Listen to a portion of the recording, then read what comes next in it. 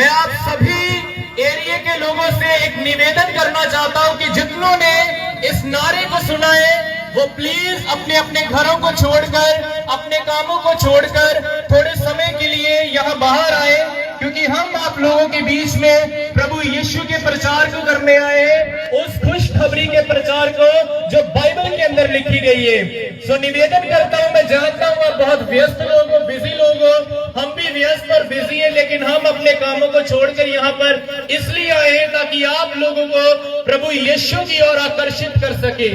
हमारा मकसद आप लोगों को अपनी ओर आकर्षित करना नहीं, अपने साथ जोड़ना नहीं, लेकिन उस खुदा यीशु मसीह के साथ जोड़ना है। हमें पता है आप चर्चों के अंदर जाते हो, आप प्रभु के दासों के पास जाते हो, हम उनकी सहायता करने के लिए, उनकी मदद करने के लिए इसलिए आए हैं ताकि हम आपको और ज्यादा प्रभु यीशु की ओर लेके जा पाए, प्रभु यीशु की ओर आकर्षित कर पाए। सो निवेदन करता हूं, आए जितने लोग भी इस आवाज को सुन रहे, प्लीज अपने घरों में ना बैठे रहे। जो भी, चाहे बच्चा, चाहे बड़ा, चाहे बुजुर्ग, कोई भी क्यों ना हो, आप अपने घरों से बाहर आए। मैं आपको आज सुसमाचार बताऊंगा, बाइबल का सुसमाचार जो बाइबल के अंदर लिखा है। फिलिपियों 1 अध्याय के अंदर परमेश्वर का दास संत पौलुस कहता है कि उस खुश खबरी के अनुसार, उस गॉस्पेल, उस गुड न्यूज, उस सुसमाचार के अनुसार अपनी जिंदगी को व्यतीत करो। संत पौलुस यहाँ पर यह नहीं कहता बाइबल के अंदर फिलिपियों 1 अध्याय के अंदर कि तुम अपनी जिंदगी अपनी मर्जी के अनुसार, अपनी इच्छाओं के अनुसार व्यतीत करो, लेकिन संत पौलुस कहता है कि तुम अपनी लाइफ को, तुम अपनी जिंदगी को उस खुदा के सच्चे सुसमाचार के अनुसार व्यतीत करो। मैं सबसे पहले आपको बताना चाहता हूं कि बाइबल का सच्चा सुसमाचार क्या है, जो आज हम दुनिया में या चर्चों में या जगह जगह देखते हैं सुसमाचार के बारे में, वो ज्यादातर सुसमाचार नहीं है, लेकिन वो ज्यादातर इस संसार की और लोगों को आकर्षित करना है। बाइबल के अनुसार सुसमाचार ये नहीं है कि तुम यीशु के पास आओ, तुम्हें गाड़ी मिल जाएगी। बाइबल के अनुसार सुसमाचार ये नहीं है कि तुम यीशु के पास आ जाओ, तुम अपनी बीमारी से मुक्त हो जाओगे, तुम गरीब से अमीर हो जाओगे। यीशु गरीब से अमीर करता है, यीशु मसीह गाड़ी देता है, यीशु मसीह चंगा करता है, इसमें कोई शक नहीं है। लेकिन इस कलाम के अनुसार सुसमाचार ये बिल्कुल नहीं है। इस कलाम के अनुसार सुसमाचार ये है कि यीशु मसीह आपके और मेरे पापों के लिए मारे गए, गाड़े गए और मुर्दों में से तीसरे दिन जी उठे।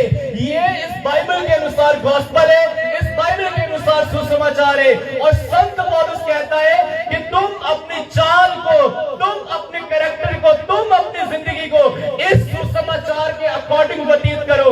अब मैं आपको बताता हूं कि सुसमाचार के अनुसार जीना क्या है। सबसे पहले कलाम कहता कि यीशु हमारे पाप के लिए मर गए, Jesus died for our sins. Yeshu Masih हमारे गुनाहों के लिए मारे गए। मैं सबसे पहले आपसे पूछना चाहता हूं, आप में से कितने लोग हैं जो अपने अपने पाप के लिए मर गए, जो अपने अपने गुनाह के लिए मर गए? क्योंकि अगर मैं बात करूं कि क्या आप अपने पापों के लिए मरे हो, तो हम में से अधिकतर मसीह लोग कहेंगे कि हम अपने पाप के लिए नहीं मरे। और ये सच्चाई भी है। आज बहुत सारे मसीह लोग हैं जो अपने पाप के लिए जीवित है, लेकिन यीशु के लिए मरे हैं। वो यीशु के लिए मर चुके हैं, लेकिन गुनाह के लिए जिंदा है। मैं आपको इनडायरेक्टली ये कहना चाहता हूं कि हमें शैतान के लिए मरना पड़ेगा और यीशु के लिए जीना पड़ेगा। लेकिन उल्टा हो रहा है, हम यीशु के लिए मर चुके हैं लेकिन शैतान के लिए जी रहे हैं। कलाम कहता है यीशु पाप के लिए मरा, हमें पाप के लिए मरना है। पाप के लिए मरने का मतलब हमें उन बातों को इनकार करना पड़ेगा, रिजेक्ट करना पड़ेगा जिन बातों ने प्रभु यीशु को रिजेक्ट किया, जिन बातों से प्रभु यीशु ने मुंह मोड़ा। प्रभु यीशु ने गाली बकने से मुंह मोड़ा, प्रभु यीशु ने शराब पीने से मुंह मोड़ा, प्रभु यीशु ने हत्या करने से, व्यभिचार से मुंह मोड़ा। आज जरूरत है कि हम भी अपने अपने पाप से, नशे से, गाली से, शराब से मुंह मोड़े। जो व्यक्ति मुंह मोड़ता है गुनाह से, यही प्रूफ है कि ये व्यक्ति मर चुका है। गले में क्रॉस डालना या चर्च में आकर हालेलुया पुकारना ये साइन नहीं है कि हम मरे हैं। जो व्यक्ति इस संसार में चलते चलते पाप का इनकार करता है वह पाप के लिए मरा और यीशु के लिए जी उठाए। कलाम कहता है कि अंतिम दिनों में यीशु मसीह बहुत सारे लोगों को नरक में भेजेगा और उन्हें एक रीजन देगा, और रीजन ये होगा कि मैं तुम्हें नरक में इसलिए भेज रहा हूं क्योंकि तुमने मेरे स्वर्गीय बाप की मर्जी को पूरा नहीं किया। उन लोगों ने यीशु के नाम से भविष्यवाणी या चमत्कार ये सब किया, हालांकि ये सेवा करने वालों के लिए लिखा है। लेकिन मैं आपको विश्वासियों के नाते एक बात बताता हूं, हम वहां पर कहेंगे कि हमने हर संडे चर्च अटेंड की, हमने हर संडे वहां पर जाकर भजन गाए, हमने ऑफरिंग डाली, प्रभु के दासों को अपने घर में बुलाया। लेकिन कलाम कहता है, यीशु कहेगा कि तूने मेरे बाप की मर्जी को पूरा नहीं किया। मैं अपनी तरफ से एक लाइन बनाकर आपको देता हूं, यीशु क्या कहेगा। यीशु ये कहेगा कि तुमने वो किया जो तुम्हें पसंद था, लेकिन तुमने वो नहीं किया जो मुझे पसंद था। क्या प्रभु यीशु की पसंद के अनुसार चलते, हमें जो अच्छा लगता है वो कर रहे। चर्च जाना बहुत सारे विश्वासियों को पसंद है और जाते भी है क्योंकि ये हमारा धार्मिक कानून है, लेकिन यीशु के साथ चलना आज बहुतों को नहीं पसंद। सबसे पहले हमें अपने पाप के लिए मरना पड़ेगा, सुसमाचार में पहला पॉइंट। दूसरा लिखा है कि यीशु हमारे पाप के लिए दफनाएंगे। हमें केवल मरना नहीं है, हमें उन पापों को दफना देना है। जितनों ने मसीह यीशु में बपतिस्मा लिया उन्होंने अपने अपने पापों को काट दिया। अब बपतिस्मा लेने से हम स्वर्ग नहीं जाते ना, बपतिस्मा एक पॉइंट है कि यही लेकर हम स्वर्ग जाएंगे, लेकिन बपतिस्मा एक विधि है। और वो क्या दिखाती है बपतिस्मा की विधि? बपतिस्मे का मतलब क्या है? जो इंसान पानी में जाता है वो अपनी पुरानी जिंदगी को नाश करके वो नया बन के बाहर आ जाता है, उसका नया जन्म होता है। मैं आपको बताना चाहता हूं, हमें हमारे पापों को दफनाना पड़ेगा, गाड़ना पड़ेगा जमीन के अंदर, छोड़ना पड़ेगा। जो पापों को हम त्याग चुके हमें प्रतिदिन दफनाना पड़ेगा, गाड़ना पड़ेगा। हमें ये कहना पड़ेगा कि हम आज के बाद ये पाप नहीं करेंगे, नहीं करेंगे, नहीं करेंगे। इसे कहते हैं कि पाप में दफनाए जाना, पाप में दफनाए जाना। जो व्यक्ति अपने पाप के लिए मरेगा, अपने पाप को दफनाएगा, कलाम वायदा करता है कि वह यीशु के साथ जी उठेगा, वह यीशु के साथ जिंदा हो जाएगा। सारे लोग नहीं जिंदा होंगे, सारे लोग नहीं जी उठेंगे, केवल वे जिन्होंने अपने अपने पाप में अपने आप को मार दिया, वही लोग यीशु के लिए जिंदे हो जाएंगे, यीशु के लिए उठाए जाएंगे। जब प्रभु आएगा उन्हें शर्मिंदा नहीं होना पड़ेगा। मैं आप लोगों को इंकरेज करना चाहता हूं, फिर से एक बार बताना चाहता हूं, बेशक आप चर्च में जाते हो, बेशक आप प्रभु के दासों का वचन सुनते हो, लेकिन हम आपको यहाँ पर इंकरेज करने आए हैं, दोबारा ये बताने आए हैं कि वो यीशु ये चाहता है आपसे कि आप अपने पापों को छोड़ो और उसके लिए जीवन व्यतीत करो, उसके लिए जीवन व्यतीत करो। फिलिपियों 2 अध्याय में संत पौलुस कहता है कि अपने अपने उद्धार के काम को पूरा करो, अपने अपने मुक्ति के काम को पूरा करो। अब मुक्ति का मतलब क्या है? आज लोगों को लगता है ठंडे पानी में बैठने से, नहाने से, स्नान करने से, माला जपने से हमें मुक्ति मिल जाएगी, लेकिन नहीं, हमें इन कामों से मुक्ति नहीं मिल सकती। मुक्ति देने वाला वही है जिसने खुद मुक्ति पाई है। मेरे यीशु ने हर पाप से, हर गुनाह से मुक्ति पाई है और केवल वो हमें मुक्ति दे सकता है, कोई और नहीं, कोई पानी नहीं, कोई नदी नहीं, केवल प्रभु यीशु मसीह जिसने अपना लहू बहाया। और मैं आपको कहना चाहता हूं, संत पौलुस कहता है अपने मुक्ति के काम को पूरा करो। मुक्ति मरने के बाद नहीं, लेकिन जिंदा रहते मिलती है।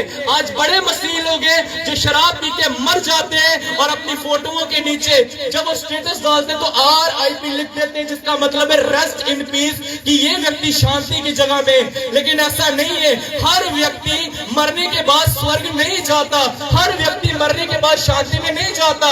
RIP लिखने से हम स्वर्ग में नहीं जाएंगे, यीशु के साथ चलने से हम स्वर्ग में जाएंगे।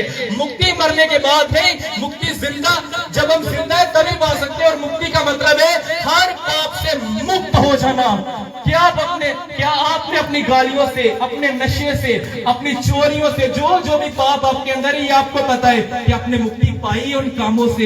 ये जिंदे रहते काम हो सकता है। जिंदा, जब तक आप जिंदा हो तभी आपको मुक्ति पानी है, तभी आपको छुटकारा पाना है। और यदि आपको छुटकारा नहीं मिल रहा तो आप मुक्ति नहीं पा रहे, क्योंकि आप अपने मुक्ति के काम को बिगाड़ रहे हो, बिगाड़ रहे हो। आइए मैं आपको एक लास्ट में सोल्यूशन बताता हूँ कि आपको नजात या मुक्ति के काम को कैसे पूरा करना है। वचन में लिखा है कि प्रभु यीशु के लहू के अंदर छुटकारा अर्थात अपराधों की क्षमा है। यीशु मसीह का लहू हमें पापों से आजाद भी करता है, हमें पापों से छुटकारा भी देता है। सो आज के बाद जो भी गुनाह के अंदर है, यीशु के लहू को पुकारना स्टार्ट कर दीजिए, प्रभु यीशु के लहू को बुलाना स्टार्ट कर दीजिए। वो ना केवल आपको माफ करता है, आपको छुटकारा भी देता है। आपको छुटकारा देने वाला कोई इंसान नहीं, कोई और व्यक्ति नहीं, कुछ नहीं है, केवल प्रभु यीशु का लहू, केवल उसका जिंदा खून आपको स्वतंत्र कर सकता है, आजाद कर सकता है। क्योंकि आजादी पानी हमारे लिए बहुत जरूरी है। यीशु का लहू है जो हमें आजाद करता है। बड़े से बड़े पास्टरों के सामने बैठने से भी आपको अपने गुनाहों से निजात नहीं मिल सकती जब तक आप पर्सनली प्रभु यीशु के साथ कांटेक्ट में नहीं आते। यीशु के छूने के द्वारा इंसान बदलते हैं। वो संत पौलुस जब पहले लोगों को सताता था, जब वो यीशु के साथ मिलता है, एक मुलाकात उसकी जिंदगी को बदल देती है। जो पापी जिसने प्रभु यीशु के पांव में अपने आंसू बहाए, उसको पहुंचा, एक मुलाकात ने उस पापन स्त्री की जिंदगी को बदल दिया। यीशु की एक मुलाकात, यीशु का एक छूना हमारी लाइफ को बदल देगा। मैं बात कर रहा हूं सच्चे खुदा के बारे में कि आपका उसके साथ रिलेशन है, उसके साथ कनेक्शन यीशु मसीह के साथ, इंसानों के साथ तो हमारा रिश्ता बहुत ज्यादा है। बड़े बड़े लोगों को हम जानते हैं, बड़े बड़े नाम वाले लोगों को हम जानते हैं, लेकिन मैं आपको बताना चाहता हूं, यदि हमने यीशु को नहीं जाना तो सब कुछ हमारे लिए बर्बाद है, सब कुछ हमारे लिए बेकार है। क्योंकि लाइफ वो चेंज करता है। रिश्ता अगर उसके साथ होगा तो गुनाह बाहर निकलेंगे, तो पाप बाहर निकलेंगे, नहीं तो हम फॉर्मेलिटी वे में प्रभु यीशु के साथ चलते रह जाएंगे। अंत में मैं आपको कहना चाहता हूं, यीशु का लहू आपको छुटकारा देगा और पवित्र आत्मा आपकी मदद करेगा उस पर्सन के साथ चलने के लिए। एक बात बता के मैं आपके लिए दुआ करूंगा। वो बात ये है कि एक बच्चा जब स्कूल में जाता है ना, और यदि वो गलतियां मिस्टेक करता है तो बच्चे की सहायता के लिए बहुत सारे टीचर अवेलेबल होते हैं। जब भी बच्चा गलती करेगा वो टीचर उनकी गलतियों को सुधारेगा, उन्हें ठीक करेगा। एक मरीज जो बीमार पड़ जाए, डॉक्टर उन्हें चंगा करेगा हॉस्पिटल के अंदर। और जब भी एक खिलाड़ी कोच में जो खिलाड़ी होता है, जब वो मैदान में गिर जाता है, कोच होते हैं उसकी मदद करने के लिए, उसको उठाने के लिए। सेम होली स्पिरिट है, सेम पवित्र आत्मा है। पवित्र आत्मा मात्र तालियां बजाने के लिए नहीं आया जो लोग आज करते रहते हैं। पवित्र आत्मा मात्र वो जुबानें बोलने के लिए नहीं आया। मैं आपको बताना चाहता हूँ, गिफ्ट एक साइड पे रखिए, लेकिन होली स्पिरिट का रियल काम है आपको यीशु की तरह बनाना। होली स्पिरिट का रियल काम है आपको प्रभु की तरह बनाना। वो क्या करता है, जब जब भी मसीह लोग गलतियां करेंगे, वो टीचर बनकर आपकी गलतियों को सुधारेगा। जब जब आप आत्मिक रीति से बीमार पड़ेंगे, वो डॉक्टर बनकर आपको चंगा करेगा। जब जब आप शैतान की मार खाकर अपने गुनाहों में गिरोगे, वो कोच बनकर आपको उठाएगा। ये होली स्पिरिट का काम है, और ये पवित्र आत्मा का काम है। उस पतरस ने जो पानी में डूब रहा था, उसने पुकारा, हे यीशु मुझे बचा, मैं डूब रहा हूं। लिखा यीशु ने अपना हाथ बढ़ाया, उसे उसी पानी में खड़ा कर दिया जो उसे डुबोने की कोशिश कर रहा था। हो सकता है आज आपके बहुत सारे पाप आपको डुबो रहे, मसीह जिंदगी के बीच में आपको तबाही की ओर, नाश की ओर लेके जा रहे, लेकिन मैं आपको इनकरेज करना चाहता हूं, उस सच्चे खुदा, उस सच्चे पवित्र आत्मा को पुकारो। वो आपको उन गुनाहों के ऊपर खड़ा कर देगा जो आपको डुबोने की कोशिश करते हैं। फिर आप पाप में डूबोगे नहीं, लेकिन पाप के ऊपर जयवंत हो जाओगे, क्योंकि इसका जयवंत हाथ आपको बचाएगा, वो आपको खड़ा करेगा, वो आपको स्टैंड करेगा। इसलिए आए उस सच्चे खुदा को पुकारना, प्रतिदिन स्टार्ट करे। जब वो आपका हाथ पकड़ लेगे ना, कोई दुष्ट आत्मा को टच नहीं कर पाएगी, कोई टूना आपका कुछ बिगाड़ नहीं पाएगा। क्योंकि जिसका हाथ यीशु के हाथों में आ जाता है, उस किसी की औकात नहीं फिर उस व्यक्ति को छू भी पाए। मेरा यीशु आपकी मदद करना चाहता है, मेरा यीशु अपना हाथ आपकी ओर बढ़ाना चाहता है। इसलिए प्लीज इंसानों के हाथों से ज्यादा उस खुदा के हाथ के ऊपर यकीन करें। और मैं चाहता हूं कि हमारे बीच प्रभु के दास हैं पास्टर रमेश जी, वो आगे आएंगे और हम सब के लिए प्रार्थना करेंगे। सो आइए सारे लोग जिन्होंने लोगों ने परमेश्वर के कलाम ਨੂੰ ਉਸਦੇ ਵਚਨ ਨੂੰ ਸੁਣਿਆ ਹੈ, आप अपनी जगह ਤੇ खड़े हो के अपनी ਅੱਖਾਂ ਨੂੰ ਬੰਦ ਕਰਾਂਗੇ, क्योंकि परमेश्वर ਦੇ ਦਾਸ ਲੋਕ ਜਦੋਂ ਵੀ ਸਾਡੇ ਨਗਰ ਜਾਂ ਕਿਸੇ ਹੋਰ ਨਗਰ ਵਿੱਚ ਜਾਂਦੇ ਹਨ ਤਾਂ ਹਮੇਸ਼ਾ ਨਗਰ ਦੀ ਭਲਾਈ ਦੇ ਲਈ, ਨਗਰ ਦੀ ਸਲਾਮਤੀ ਦੇ ਲਈ ਉਹ ਪਰਮੇਸ਼ਰ ਦੇ ਕਲਾਮ ਨੂੰ ਸੰਬੋਧਿਤ ਕਰਦੇ ਹਨ। ਬਾਈਬਲ ਦੇ ਅੰਦਰ ਪ੍ਰਭੂ ਯਿਸੂ ਮਸੀਹ ਦੀ ਵੀ ਆਗਿਆ ਹੈ ਕਿ ਤੁਸੀਂ ਅਗਰ ਕਿਸੇ ਨਗਰ, ਕਿਸੇ ਪਰਿਵਾਰ ਵਿੱਚ ਜਾਓ ਤਾਂ ਸਭ ਤੋਂ ਪਹਿਲਾਂ ਉਹਨਾਂ ਦੀ ਸਲਾਮਤੀ ਮੰਗੋ। अगर उथों के लोग तुहानू कबूल कर लैणगे तो मेरी शांति, मेरा उद्धार उस जगह ठहरिया रहेगा। पर धन्यवाद करते हैं अज लोग जिहड़े गली दे विच खलो के, चौराहे दे विच खलो के परमेश्वर दे कलाम नू जिन्हां ने सुनिया है, जीवन के मकसद नू, प्रभु यीशु मसीह ने धरती ते आउण दे उद्देश्य नू समझिया है। सो आई उन्हां लोगां दे लई प्रार्थना करांगे। महान दयालु प्यारे परमेश्वर दयावान प्रभु यीशु मसीह जी, तहे दिल तो धन्यवाद करते हाँ तुहाडे दास दे वसीले प्यारे परमेश्वर आज इस नगर दे अंदर तुहाडे जीवन कलाम नू संबोधित किया गया है। प्यारे परमेश्वर प्रार्थना करते हाँ एक कलाम ए वचन इस करके ना ते साखी देवेगा। वो लोग तन होणगे जिहड़े कलाम नू सुन के अपने जीवन नू बदलण दे लई फैसला लैणगे।